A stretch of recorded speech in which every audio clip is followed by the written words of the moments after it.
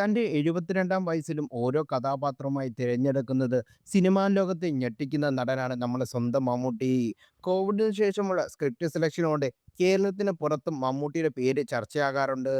അസുഖബാധിതനായി വിട്ടുനിന്ന അദ്ദേഹത്തിന്റെ പഴയതും ഊർജ്ജസ്വലതയോടെ തിരിച്ചു വന്നിട്ടുമുണ്ട്. 7 വർഷങ്ങൾക്ക് ശേഷം ഖാലിദ് റഹ്മാനുമായി മമ്മൂട്ടി കൈകോർക്കുന്ന ചിത്രത്തിന്റെ ടൈറ്റിൽ കഴിഞ്ഞ ആഴ്ചയാണ് പുറത്തു വന്നിരുന്നത്.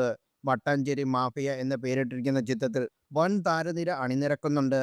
യുവതാരം ആസിഫ് അലി, നിലവിലെ മോളിവുഡിലെ സെൻസേഷനായി മാറിയ നസ്ലിനും മട്ടാഞ്ചേരി മാഫിയയുടെ ഭാഗമാകുന്നുണ്ട്. ചിത്രത്തിന്റെ പോസ്റ്റർ പുറത്തിറങ്ങിയതിന് പിന്നാലെ നസ്ലിനെക്കുറിച്ചുള്ള ചർച്ചകളാണ് സോഷ്യൽ മീഡിയയിൽ മുഴുവൻ.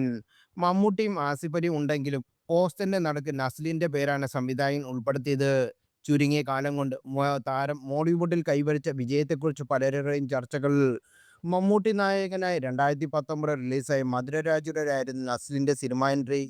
ചിത്രത്തിൽ ജൂനിയർ ആർട്ടിസ്റ്റുകൾ ഒരാളായ താരം ക്യാമറയ്ക്ക് മുന്നിലെത്തി. അതേ വർഷം പുറത്തിറങ്ങിയ തണ്ണീർമത്തൻ ദിനത്തിൽ നസീറിന്റെ കരിയർ തന്നെ മാറ്റിമറിച്ചു. 7 വർഷം മുമ്പ് മമ്മൂട്ടിയുടെ സിനിമയിൽ ജൂനിയർ ആർട്ടിസ്റ്റായ ഒരാൾ ഇന്ന് മമ്മൂട്ടിയോടൊപ്പം തുല്യ പ്രാധാന്യമുള്ള വേഷം ചെയ്യുന്നത് പലരെയും അത്ഭുതപ്പെടുത്തിയിരിക്കുകയാണ്. മാത്യു തോമസിനൊപ്പം ഒരുപാട് സിനിമകളിൽ സഹനായകനായ നസ്ലിൻ 2024 റിലീസായ പ്രേമലൂടെ സൂപ്പർ സ്റ്റാർ ലെവലിലേക്ക് ഉയർന്നത്. കരിയറിലെ ആദ്യ 100 കോടിക്കൊപ്പം കേരളത്തിന് പുറത്തും വലിയ ഫാൻ ബേസ് ഉണ്ടാക്കി. കഴിഞ്ഞ വർഷം വൻ വിജയങ്ങളൊന്ന ആലപ്പുഴ ജിങ്കാനയുടെ മേക്ക് ഓവറും സിനിമാ ലോകത്തെ ഞെട്ടിച്ചിരുന്നു. ലോകയുടെ പാൻ ഇന്ത്യൻ ഹിറ്റും സ്വന്തം പേരിലാക്കിയ നസ്ലിൻ ഇനിയും ഇൻഡസ്ട്രിയെ മുൻനിരയിൽ തന്നെ ഇടം പിടിക്കുമെന്ന് ഉറപ്പാണ്. മട്ടാഞ്ചേരി മാഫിയ മാത്രമല്ല, നസ്ലിൻ്റെ വരാനിരിക്കുന്ന പ്രോജക്റ്റുകളെല്ലാം പ്രതീക്ഷയുള്ളതാണ്.